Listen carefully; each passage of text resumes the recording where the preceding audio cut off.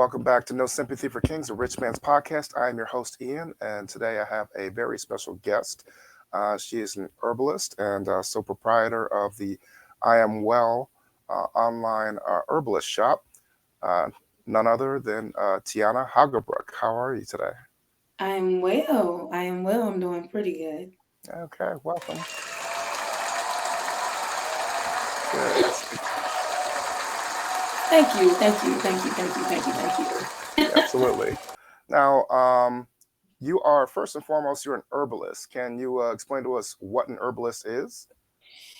A herbalist is basically a person that uses nature for most of things, especially medicine. We take to natural remedies from the holistic aspect, things that are in balance with the body. So, being an herbalist, I work with herbs, probably the spices that people use in their kitchen. Yeah. I use those actual herbs and even more slew of different herbs to help heal people or help people find balance with different health disparities. Okay. So for the layman's, it's more like natural holistic medicine Absolutely. in so many words. Okay. Like how did you like what set you on that journey to become an herbalist? I'm going to be honest. The- Back in 2011, I had my own health concerns and I started researching herbs and things of that nature. And it was weird because I did not identify as a herbalist until 2019, but I have been dealing in herbal medicine from 2011 to 2013.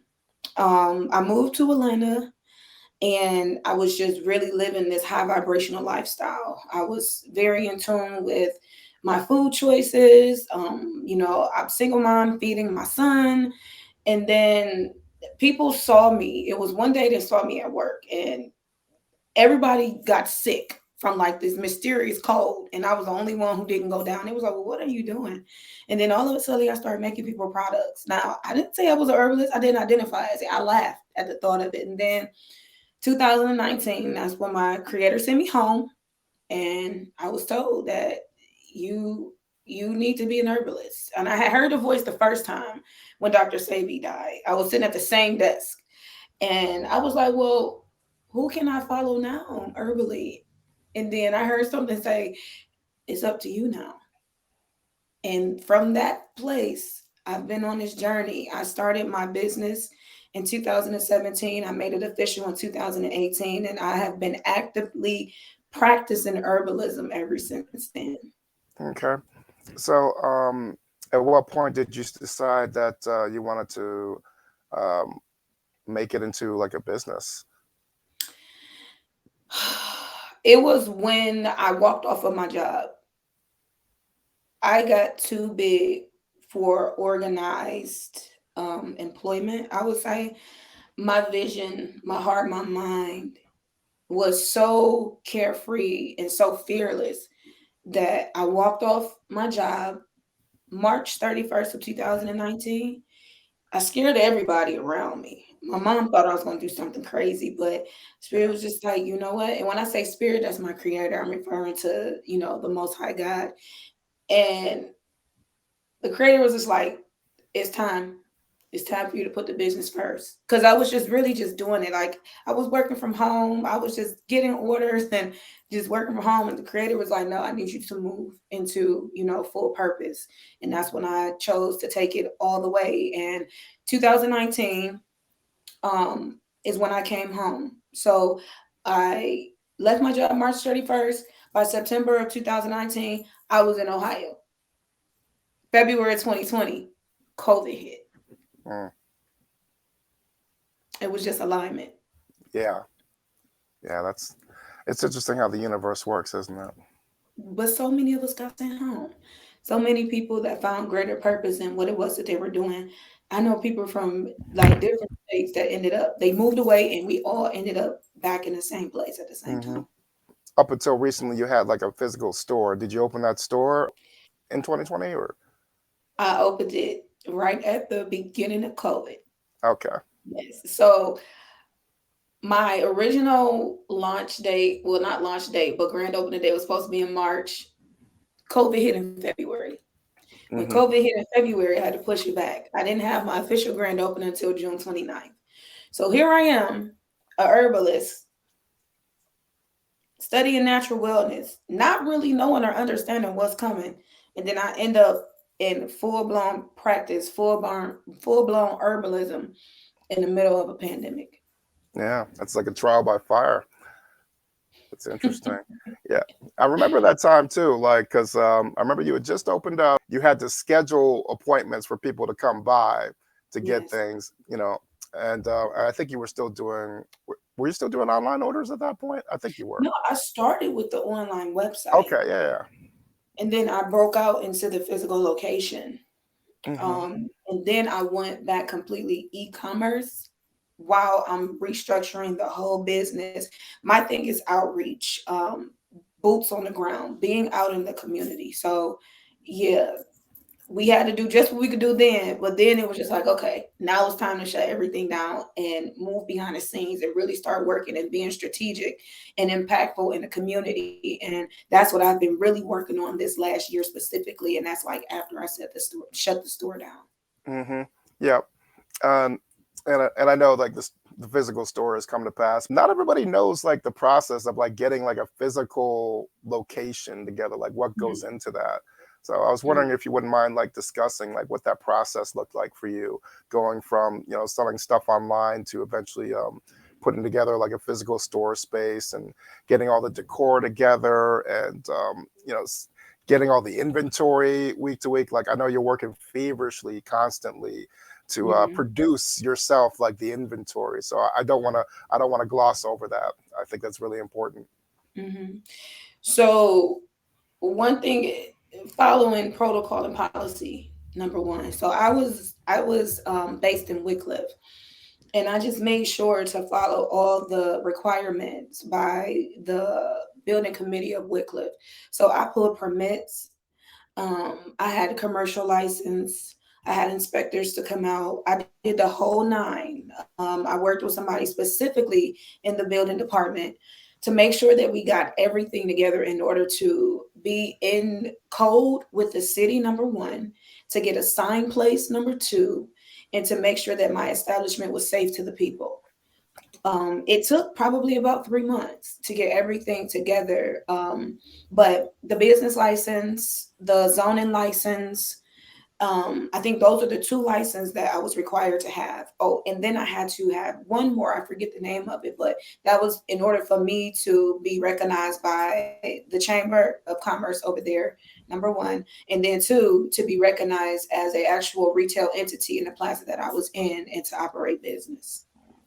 Gotcha. And that's all like with like the local municipality, like with the city of Absolutely. Yes. Wickliffe. Mhm. Okay. And now, were you able to do that like online through like the city's website, or did you have to like Mhm. go to City Hall or? I did both. I did both because Okay. remember this was during COVID. Right. This was during COVID. So if I couldn't get in contact with somebody, I tried to go up there, but everybody was peeping out the door and saying, "Put it in a," in the chat. So it was a mix of everything. I was receiving emails, they were updating me on what I needed, what I had, and what I did not have. And then at times when I could, I would show up. And I'm a person that really believes in when I'm trying to execute something, making sure that I have everything that I need. So I just made sure I went down a list of all the requirements from the initial information that was given to me by the city. And then I just checked it off and kept going. And the last thing I had to do was get my inspection by the fire department. Gotcha. Yep. Yeah, it was a beautiful store, man. Like, and I'm and I'm sad that it's like it's no longer here. But Oh my goodness. I think that's a good yeah, and ironically was due to a fire, right? Hmm. Yeah, in one of like the adjacent dwellings, Hmm. I believe. So there was a Christian bookstore over there, and it ended up burning completely down. And this was a strip mall, remind you. So I had the Christian bookstore, the cleaning company, and then me. Hmm. So when the fire happened, um, it was like significant to the timeline of what was happening in my life because I had just buried my mom. So it was just like, okay. it happened. You know what? I don't even want to restart because I was getting understanding and I was getting information and direction as far as what to do next for the business. And then it was just like, yo, this wasn't for you. This was for your mom to come work. You touched a lot of lives here. You did a lot in this atmosphere. Like you have long standing customers, friends from the impact that you made in this space. But this chapter is over, Hmm. and my mother's, death just kind of sealed the chapter. So when the fire took place, I was like, okay, creator, I get it. It's time to go. Hmm. So I moved unselfishly. Right. But also, like, you have that experience now, though. Like Mhm. you've seen it on both ends of the spectrum between running a physical location Mhm. and doing things electronically. So that's not everybody gets that through their business journey. So that's like, to me, that's a big feather in your cap. Um, Tell me a little bit about, like, what does it take to, like, become an herbalist? Like, is there like a formalized educational process, or is there just like a lot of your own self research? Like, Mhm. how does that work? So normally herbalists are self-taught, Okay. right? Normally when your like grandmother or aunt in the family, that's the naturalist, like that's me, right? Hmm. We really get our experience by actually dealing with herbs and using herbs for different things. Now how far we take it is all up to our internal intrinsic will and desire. um I am self-taught with a certification, meaning I went through a process just to certify as a herbalist. But I tell everybody, no matter where you go to certify, you have to actively do the work. When you are learning herbalism, you have a list of different curriculums to learn from. You have Ayurvedic medicine, you have traditional Chinese medicine, you have westernized herbalism. So for me, I'm self taught, but with the people that came before me, um, I was able to get different pieces. Like I studied certain people. Two people in specific was Dr. Sebi and a Australian doctor by the name of Barbara O'Neill. These were like my staples, like my teachers. Um, and then after that, I went and got a certification. But I had practiced herbalism for so long that the certification was like, oh no, this would never be enough for somebody to just step out there and identify as a herbalist. Yeah, I got the certification, and I'm in continuing education now. And it has nothing to do with herbalism. That is to be announced in the future as far as what I'm doing behind the scenes with education and things of that nature. But you have a certification. You can register with the National Herbalist Guild, but most people don't know this, and they're looking for someone to give them credentials to say, "I'm an actual herbalist." No, you're a herbalist when you study and you actually understand the plants, right? So I'm creating curriculum. I got certified, and I was just like, "Wait, that's not enough information." So with me actually going through the process and having the experience, actually practicing herbalism before, and then getting a certification, I'm like, well, yo, people need to know and understand more before they can get certification. So to me, certifying in herbalism today, there has not been a standard completed. There hasn't been a standard set.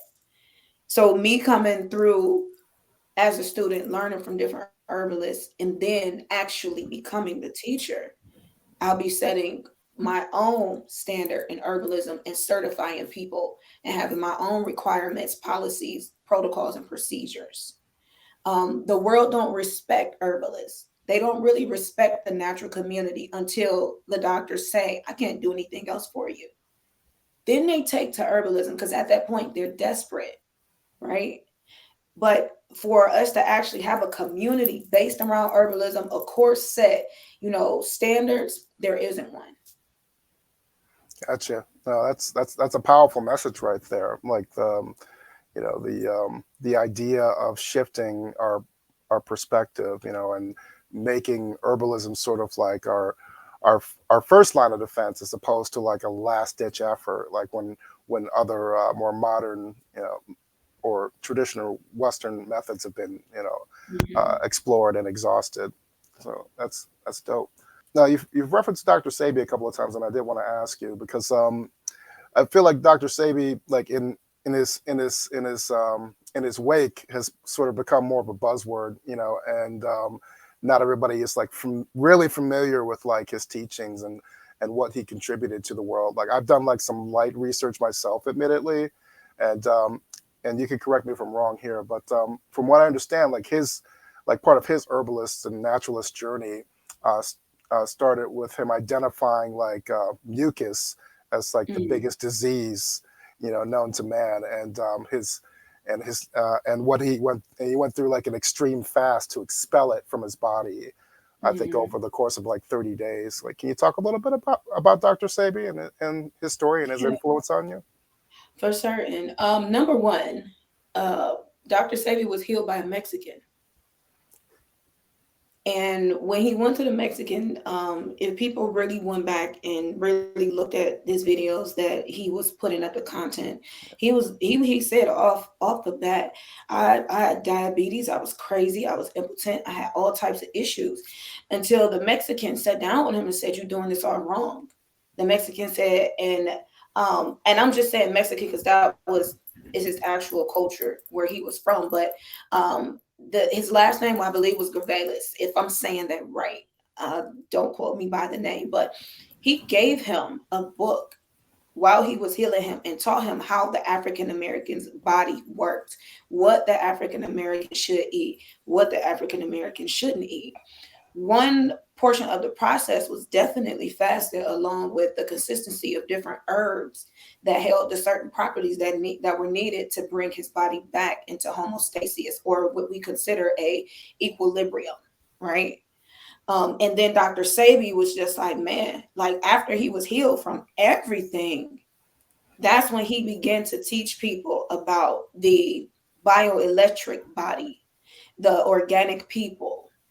There is a such thing as the organic people, the way we should eat, the way that we should live in order to maintain this homeostasis, this balance in the body, this and prevent the dis-ease state. Because if you break down the word disease, it's dis-ease. There's a lack of comfort in the body.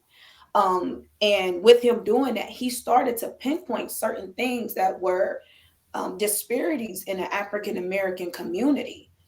Um, for example, high blood pressure or low iron. These things are still issues. And I know it because taking after his research and continuing to do my research and work with people actively, right? Without fear.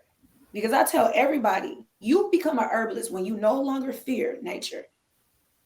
You could get every certification. Don't get me wrong. And if people were to come to my establishment in the future and certify, I want them to feel confident. But no matter what I do for you, no matter how much I teach you, you're never going to be an herbalist until you can move along God's plans without fear. So when I kept working with people and using certain herbs, and then I began to teach myself, and this is what Dr. Sebi did not teach me: therapeutic actions, herbal properties. I began to teach myself these things after learning what he taught, because he was really an eighth grade boy without an education. He kept it real. He was honest with them, with people. So as he continued to learn and he continued to work, he started to come up with different theories about the body, and they were right. For example, he stressed iron.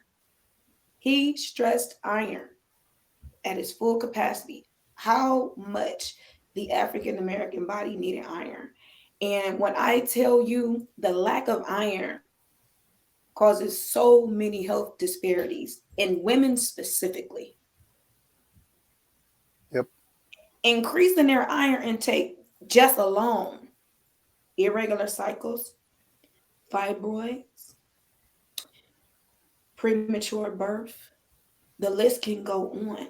And that's because of the lack of iron in the African American woman's body. Because we are underserved and understudied.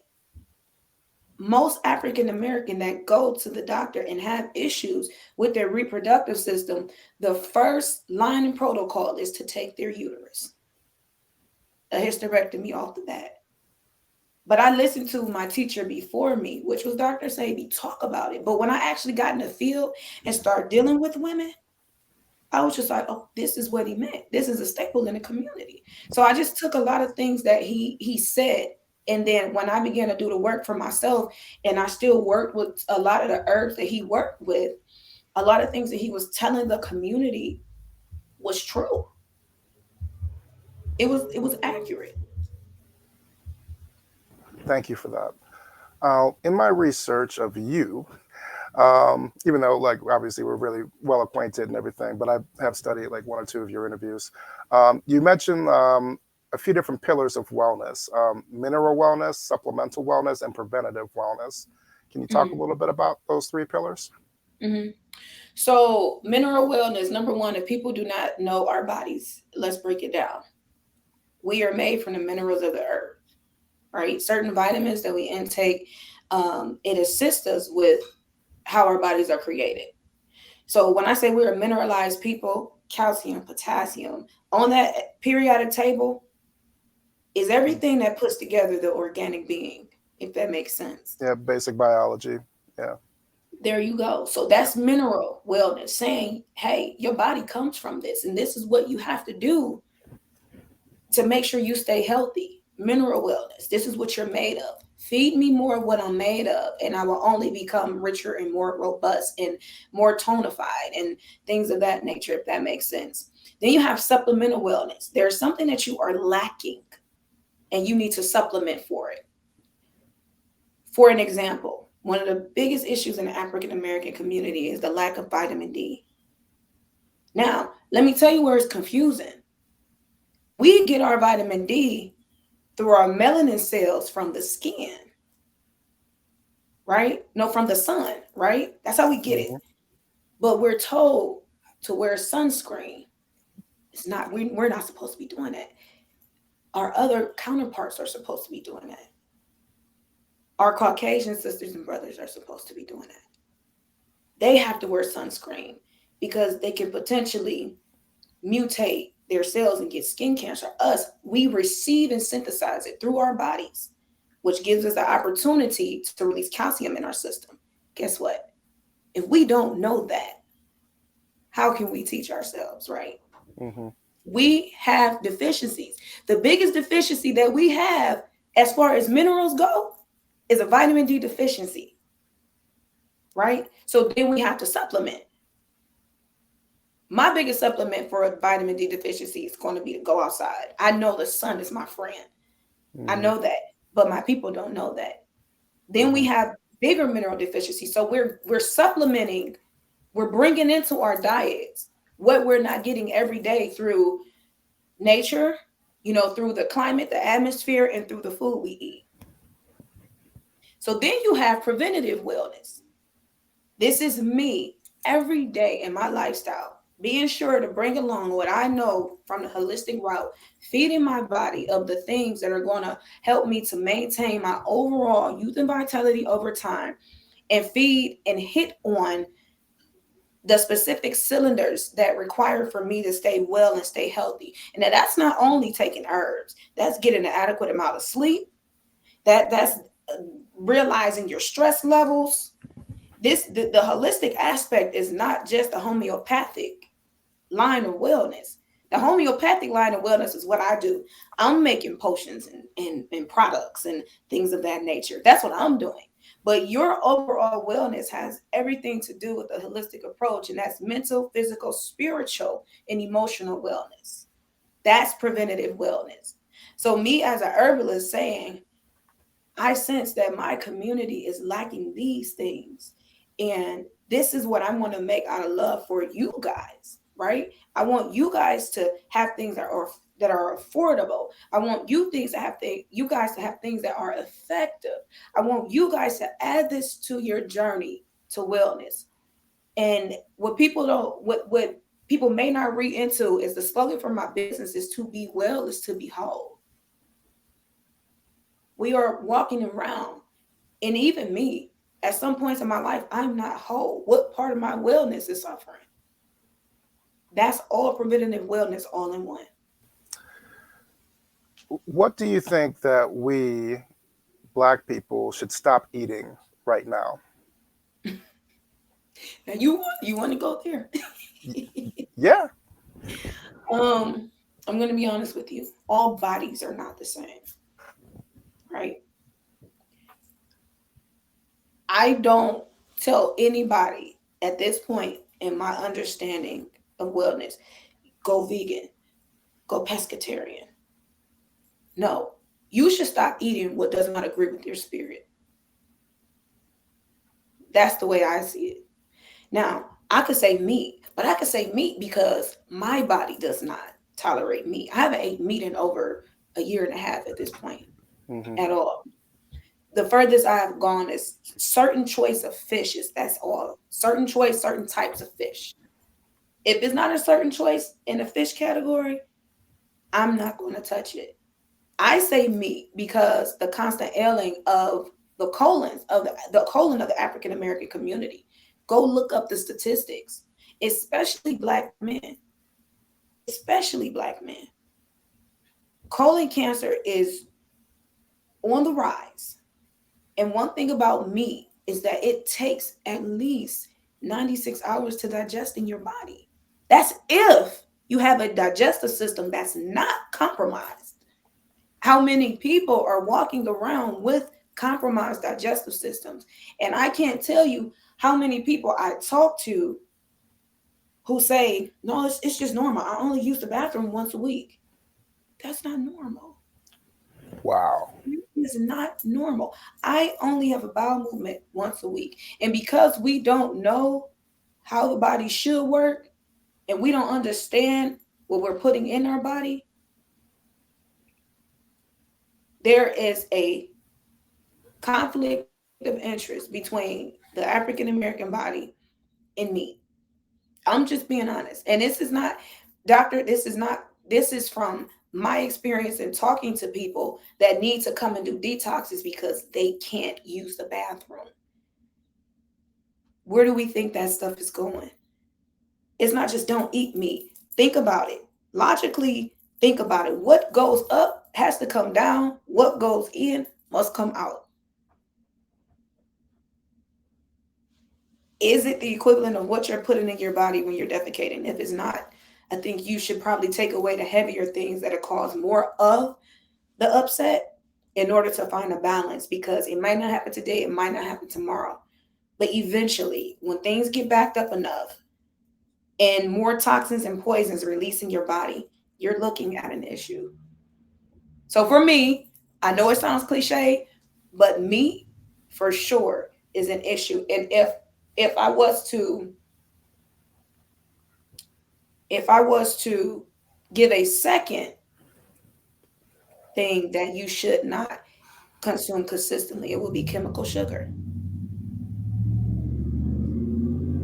Chemical sugar in the body does so much. It's like when I say chemical, I'm talking about the white bleach sugar.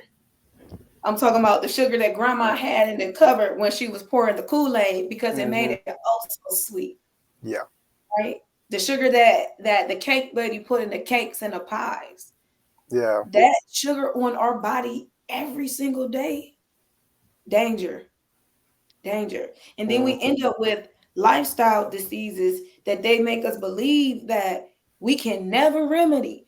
Diabetes is one of the number one, and I'm gonna say type 2 to be specific, is one of the number one ailments in the African American community that you can reverse and that you can fully recover from. Fully recover from. And one thing that's been happening with the people that have been coming to me, the doctors have been putting them on metformin before they're actually in the diabetic state. They're writing prescriptions before they actually have active diabetes. When they're in that pre-diabetic state, they're getting prescriptions, and that's when I have people coming to me saying, "Hey, the doctor's trying to put me." Okay, so let's do this. Let's cleanse, because what I'm seeing is that your body, your pancreas is ailing, and we have something in our body called the feedback loop, where if things begin to get out of balance, you have certain things. You have it in your brain, and you have it in your it's your hypothalamus in your brain, and then it's your pancreas. It's where it says, okay, let me balance this out. Stop releasing or release. Stop releasing. When the pancreas is ailing, it like stalls out. So all of a suddenly, now we have an in proportion of your blood glucose levels, but you're feeding it cakes, pies, pop. You're feeding this imbalance, and now we have to have all of these extra things when all we have to do is alter our diet. That's it. Mm-hmm. A healthier diet, food alternatives. Put certain things in the kitchen versus what you can just grab, because the generation before us lacked the knowledge and understanding of what it was doing to our bodies over time. We can't blame them for that, Mm-hmm. but we can make the choice. We can make the changes and the choices ourselves. Yep. And to add to that, I would look at other cultures like Mexicans, just for example. Like the life expectancy is higher than most Black people in America because they consume more natural food. So, Mm-hmm. so we talk about, whether it's Mexicans or Puerto Ricans or whoever, we joke about the rice and beans, but it's probably extending their lives. Mm-hmm. you know. Well, their bodies are different, Hmm. right? They can do rice their entire life. Think about the Chinese people. That is something that's in their diet consistently. You ever seen the Chinese person eat the diet that's consistent with their culture and they're just really, really big? No. But for us, especially Black women, the rice consistently, the carbs, it blows us up. Hmm. Yeah, It that's gives interesting. us different issues with our reproductive system. So we Hmm. have to eat diets that's consistent with our genetic makeup, number one. And I'm not putting a specific name on it. And then two, you have to listen to your body. My body will tell me, don't eat that. Okay, you're gonna eat that. Especially as you Okay. get older. Like I'm 36, and like when I eat poorly, I feel it. My body tells me like immediately, like, yeah, you should have done that, man. You shouldn't have done that.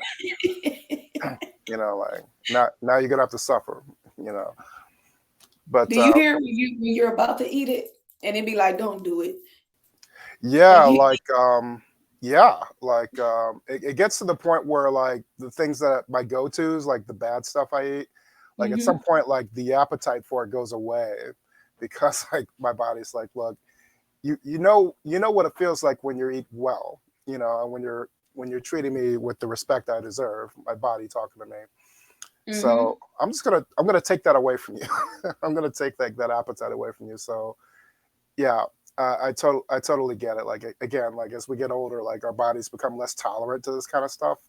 hmm Like because I was raised on like that, that a sugary diet. I have a crazy sweet tooth still as it is, but I transitioned away from like that granulated chemical sugar hmm probably about 7 or 8 years ago, and I opted for like monk fruit and stevia and raw sugar, as needed, just for simple things like my coffee or whatever. And like anytime where I've been forced to like revert back to like that granulated sugar, even just for one sitting, like I can feel the difference. Like I almost feel like I'm on something, like I'm on an hmm amphetamine or something when I take that stuff. Like my heart rate is up, I get a lot more hmm jittery, more excited, and like this is not my natural self. Like this is not this isn't supposed to be here in my body. And yeah, just to build on your point, that listen to your body because it knows what's up. Yes, so many things can come from it, but specifically for me, and when I work with people, like I have no belief in adding making things palatable to I'm straight cut hardcore herbal. My son, I've been his doctor for years. And yes, I am my son's doctor, and I don't need nobody's certificate to tell me that mama can take care of you. That's who I am. But watching him grow and seeing different stages of his wellness journey by way of me, and then giving him the opportunity to choose for himself, and him seeing what it's really like by choosing for himself, because I don't control my child. I was able to see a child that I removed sugar completely from his diet. We healed ear infections, we healed wing worms, we healed so many things. And then, you know, things happen in life, and you, as a male child, you allow, at some point when we're living in different households, dad takes over, right? And it's not a bad thing. We're eating diets that are at completely different frequencies, because the knowledge that I have may not be the knowledge that dad has. So, with that being the case, it's like you watch it in people eating well versus eating not so well, and you see the different things that are happening. And one thing that it does to us is it shoots our immunity. It And then we are more susceptible to different viral situations and things that are happening in the community that we should be able to remedy if we were eating a diet of a higher frequency. Right, right. What would you say is the biggest misconception of herbs and minerals? That they don't work. Okay. That that the people that believe in them are quacks. That's the biggest misconception. Where do you think that comes from? Is that just like just I guess, the conditioning of us as people, in this part of the world? Mm. Just like The, listen to the doctors, listen to the people with the receipts, the the lack degrees, of and all education of who we are, that. the lack of education of where we come from, the lack of education of understanding that we were a world before the new world. Now, has the advancement of technology been an amazing tool? Absolutely. But whenever we forget what it is that comes with self, and whenever we go from a subjective to an objective standpoint, and I mean an internal to an external standpoint, and I say this all the time. Why do I need to go to a doctor for them to tell me what's wrong with me? How am I not able to know something that's out of balance in my body? How am I not in tune with my body to the place where I need to go, and my doctor has to tell me? And a lot of times they don't always know. It's a big umbrella, and they're just going across the board. So I think the biggest issue that we have as people is really realizing that we have value in the say so over our wellness. We can choose, and we should ask questions. One of the biggest issues that we have in the African American community, when we go to the doctor, we just take everything they say and we don't ask questions. But why would you ask questions if you don't desire to know more? We have to really go back to the place, and I'll say ancestrally, but I won't go too far into that, because who knows how far we go back to where our ancestors were doing it in a way that was actually beneficial to our culture. I challenge everybody to really start going within about certain things and utilize these doctors as tools on a journey of your own wellness, because that's what I use them for. I'm not completely against modern medicine.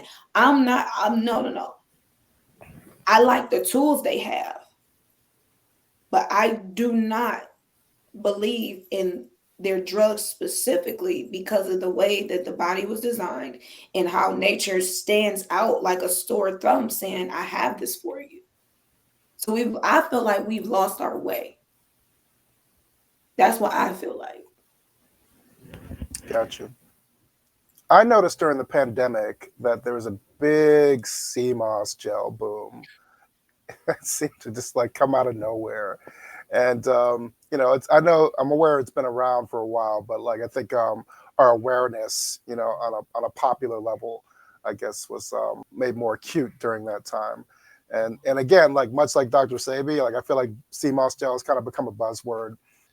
People will buy it and ingest it, but like I feel like there's more to it than just that.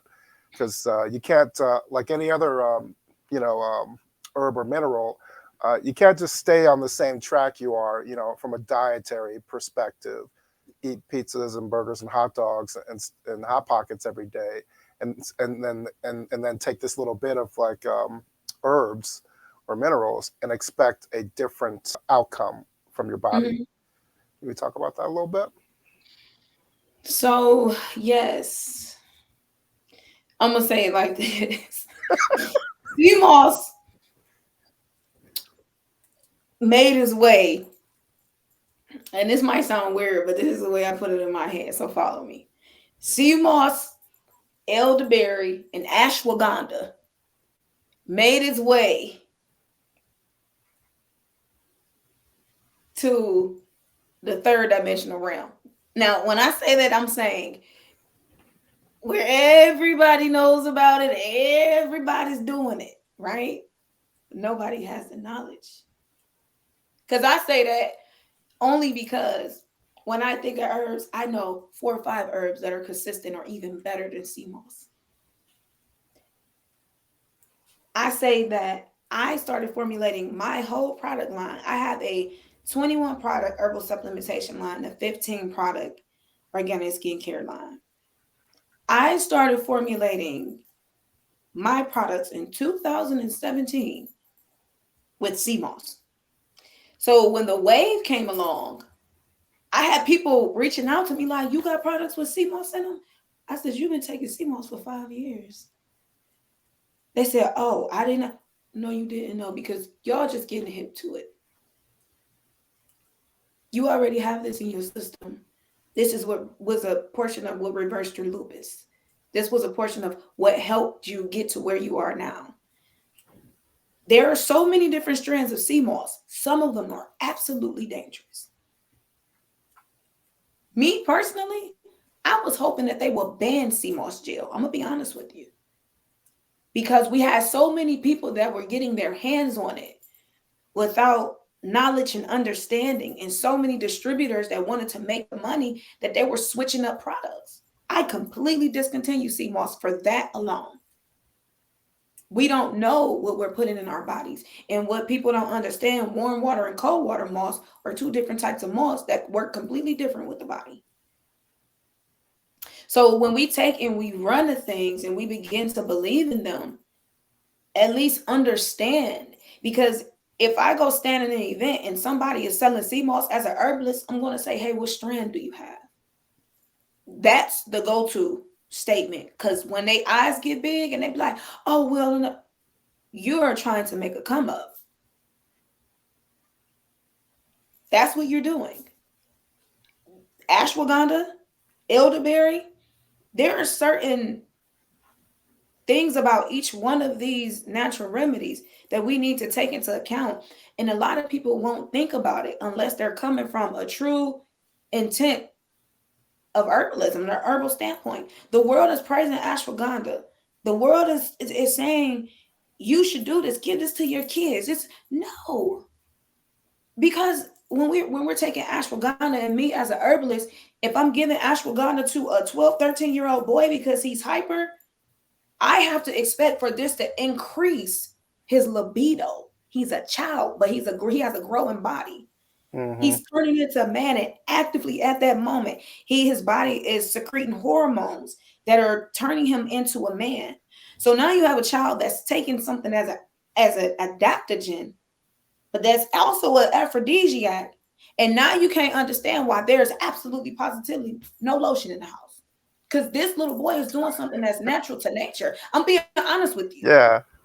I've had children like this, and I've had to back parents up off of the whole ashwagandha thing because Right. he's natural. And this is something that's, if people don't know, that's something that kids naturally do at that age because they're exploring themselves.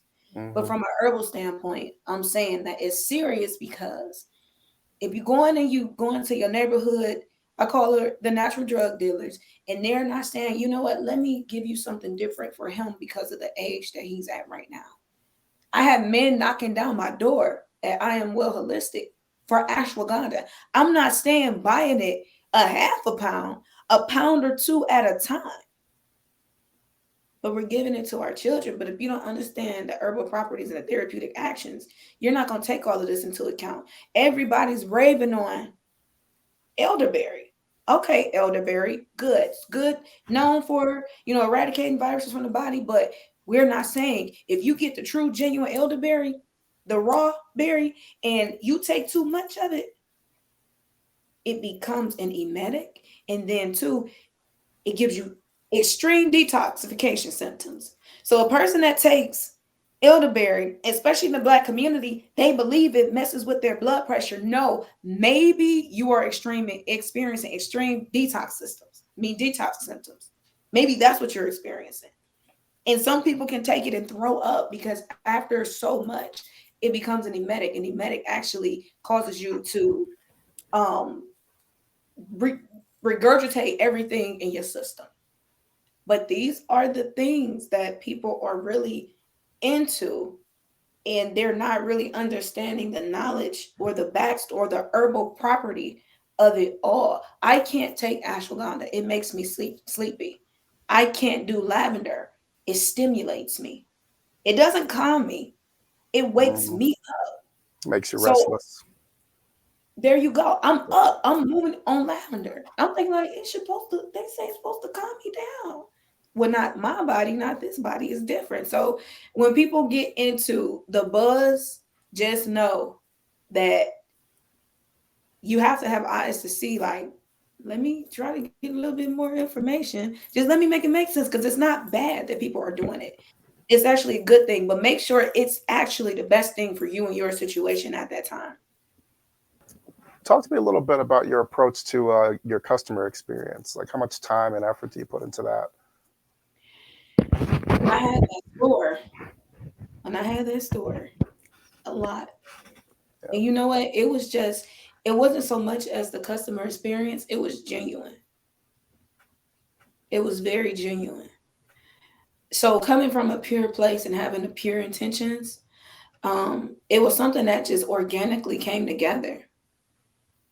I didn't only sell herbs in my space. We healed in so many ways, mentally, emotionally, physically, of course, because I was on a homeopathic medicine, but I built trust and relationships based upon my craft, my attentiveness, my care, actually checking on people that I knew visited for the first time and they were skeptical or they weren't sure how it would go. Just sitting out just that one message saying, "Hey, how's it going?" That type of thing. Or once I had an experience with one person, I had one woman where we healed her lupus. And when we healed her lupus, and I said we because I work with my customers. It's not just my thing. I don't take credit for any of this. Number one, I'm a vessel. And number two, they got to put the work in too. So we healed her of her lupus. And all of a sudden, the whole family came for things that they needed. The next person, blood issue, healed them of what they had going on. All of a sudden, they brought in so many other people because it's authentic and effective and it's intentional. So the customer experience come by way of you knowing and understanding that I'm grateful that you trust me. And then we move from there. Some customers I see, I may never see again because the one thing I do for my customers is I hold them accountable. I hold them accountable. Have you made this change? Or if I'm talking to somebody and they'll say, well, it's not working for me, okay, wait a minute. You been smoking? I have been. Okay. So my products are not going to work for you if you don't work for yourself. But we build those relationships because how many people in your life are really going to hold you accountable? Very few, very few, generally speaking. Hmm. Mm. Most people don't hold themselves accountable. But that's the thing. Like even in our culture, like we have been through a lot. But healing and accountability work hand in hand, and that's across the spectrum. It is across the spectrum. So if you are not consistent in your own life, if you don't show up for yourself in your own life, in your everyday life, you're going to have a hard time being consistent with your herbal regimen. You're going to have a hard time actually waking up and saying, let me grab my herbs today, or let me not eat that because I'm doing really good, you know. with this. Hmm. And I speak directly to my customers. I call the people that don't listen to me and do the complete opposite of what I say. I call them bad herbal babies. They're hard headed and they know who they are. Yeah. They know who they are when they're coming around the corner because them. Well, T, it's not working. Okay, it's not working. But let me ask you what you've been doing. I have a customer. She has been with me faithfully for almost 3 years. We went through the whole issue with blood and cycles and everything. And she said, well, I'm still having a hard time breathing. And I'm like, I'm like, you've been doing this for this long. I said, but one day I sat there and I'm thinking, and I heard something say, she's still smoking. And so I picked up the phone and I called her. I said, are you still smoking? She said, yes. And I know I should quit. I said, well, listen, I could put in all the effort that I want to, but your body is literally like a vessel. And it's one side in, one side out. How I'm gonna compete against the toxins that you put into your body? How is your herbal supplements going to compete against that? You have to choose a lifestyle. And people will come to me and I'm so truthful with them. And it's like, you don't have to pick a side. Because I'm not about to exert all of this energy. You'll have to pick a side. Pick what side you want to be on and be gentle with yourself. Call me when you're ready. Call me when you're ready. I'm not going to give you herbs and you're constantly drinking alcohol. I'm not going to, you have to address what has you dependent on these things before what we're doing can be effective. And that could be intimidating to a herbalist that's just starting out. But you have to have enough knowledge and understanding to ask these questions. Because when you just starting on it and you get all the good reviews and then you had that one person like, well, it's not work. It didn't work for me. Well, come on, let's sit down and have a conversation to see why. But you can't be intimidated because if you know your people, half the time they're probably doing something they're not supposed to be doing. But if you don't bring their hand to it, they're not going to admit All right. What would you say is your toughest lesson in business so far? it. Being truly, truly spiritual and raising up an intentional business that's not all about money. That's one of the toughest um, experiences, lessons, really putting myself out there and being raw and genuine about the intangible aspect of a business. And that's your willpower, your desire, your willingness just to want to exude a humanitarian energy across the masses. That has been the toughest for me. Because when you go out there and you want to be able to find funding for your business and you want to, they don't believe in the ones that are truly called to do a certain kind of work. Their biggest question is, but how much money is it bringing in? And if I give you this money, what you gonna do with it? It's like I'm a true humanitarian, but you can stand there with another person that got an ice cream shop on the corner that's contributing to diabetes and all of that, and you see value in their business, but you don't see value in a business that can impact the community fourfold over if I get the backing and the support that I need. That is the toughest lesson. Showing up in rooms where people do not recognize you. Tough. And if I didn't understand my ego, I would have been intimidated and quit. I would have been stopped. But because I understand that there's a greater purpose, I take the good with the bad, and I never make the same mistake twice. I always learn. So I'm still on that process to make as big as an impact as I possibly can within the next few years of having this business. Yeah, I'd say that echoes a lesson I learned or was taught by a mentor of mine not too long ago. It was about less than a year ago when she let me know that those rooms you're in, you have to remind yourself and remember that you belong in those rooms. So that's always something I keep in the back of my head, when I'm getting these rooms with all these, these big shots or whatever. I'm like, well, Mm-hmm. I mean, I am that myself. I'm in this room with these people for a reason, and a lot Mm-hmm. of those big shots are not as impressive as we make them out to be a lot of the time. Mm-hmm. Yeah, Absolutely. Those yeah, are the illusions. But when you understand those illusions, you be like, oh, all right, let me get myself together and present yeah. the way that they present. But really, I want to be myself. I want to tell you that I want to support the community and I want to be really genuine and intentional. And I'm not faking, right?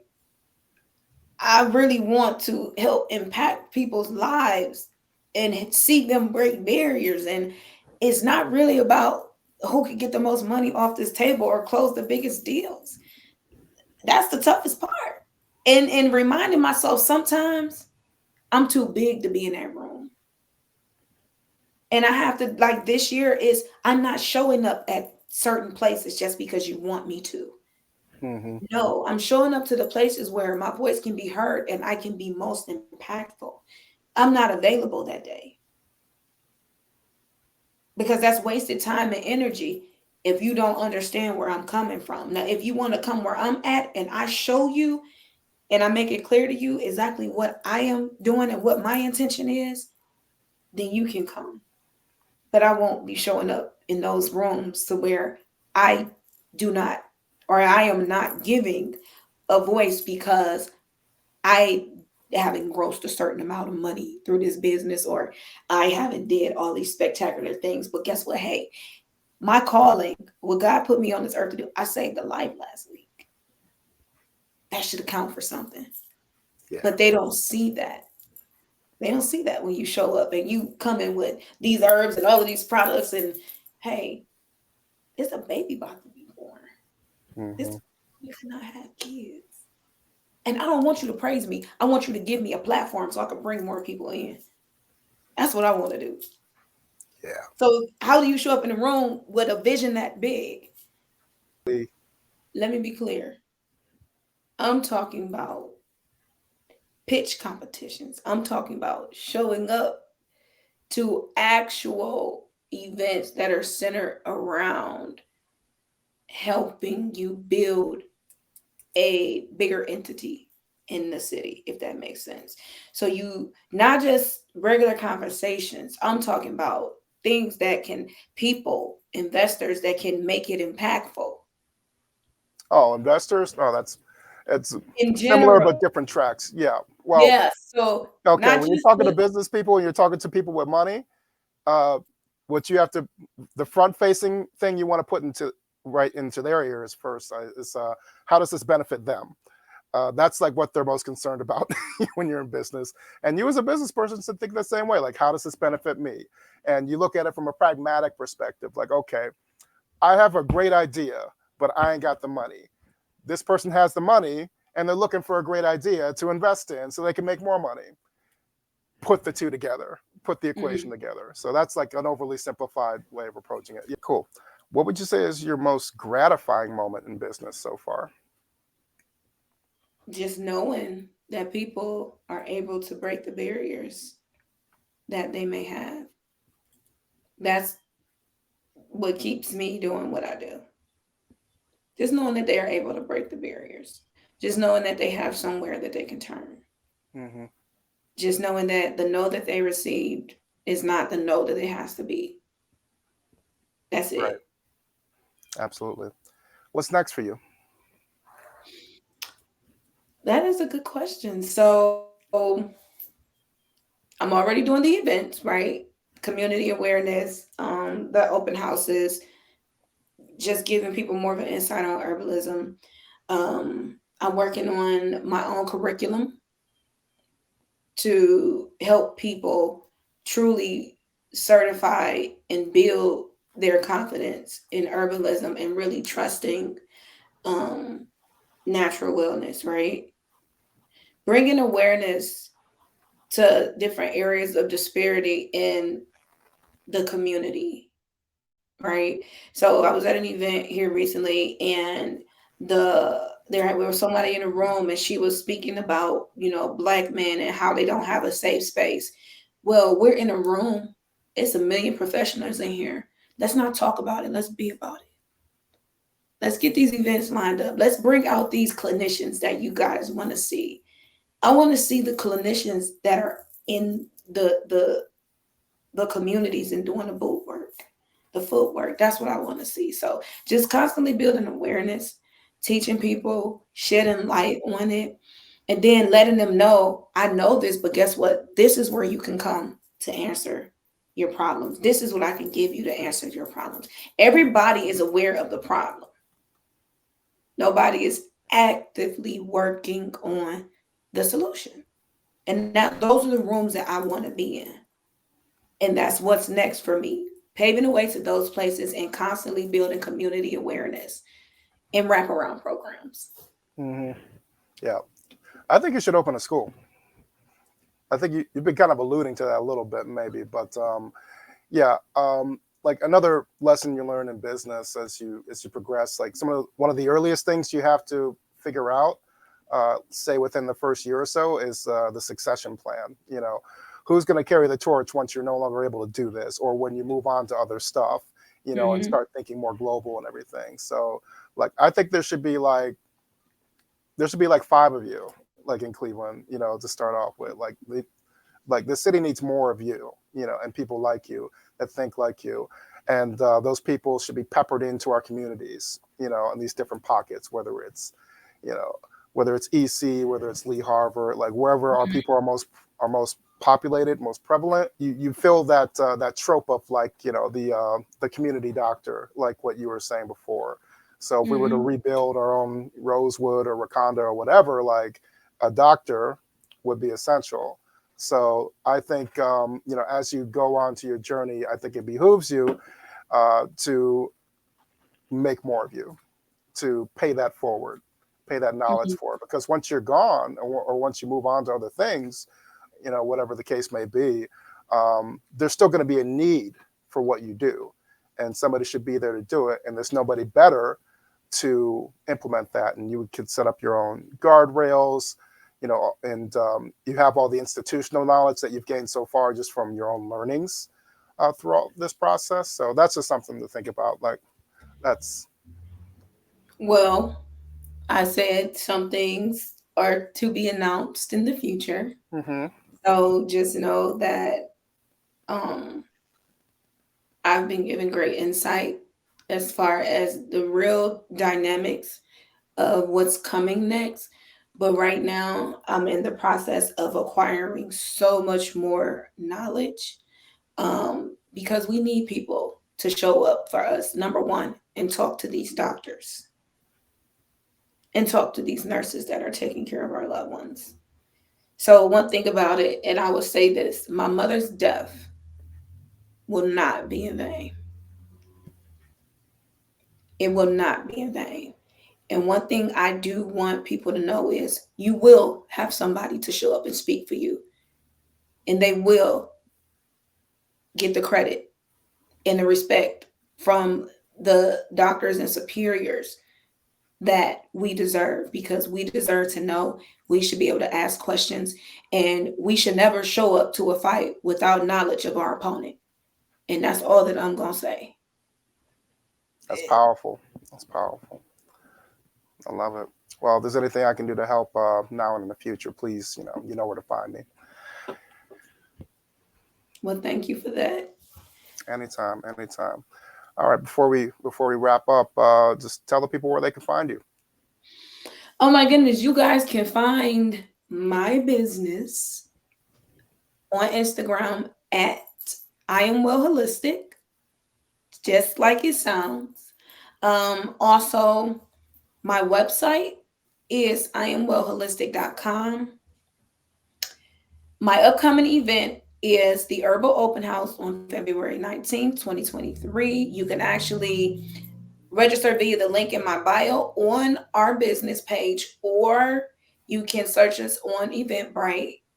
We are further than halfway of being sold out at this point, which is good. The max is 150 people. I am feeding everybody free of charge. We are going to have music, we're going to have food, we're going to have a good time, and I'm also going to have the Ask the Herbalist panel where I answer any general questions about herbalism that people could possibly have in that segment in that moment. Awesome. Yeah, I'm gonna do everything I can to make sure that we're there for sure.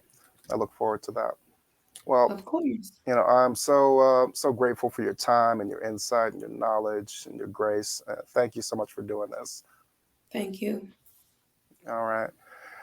Well, if you made it this far in the video, please like the video, share it wherever, whatever social medias you have, or if you're listening to the audio version, like it, leave a review, and again, share it. Let people know that it's out there. And as always, my good people, a lack of discipline may cost you your kingdom. No sympathy for kings. Peace out.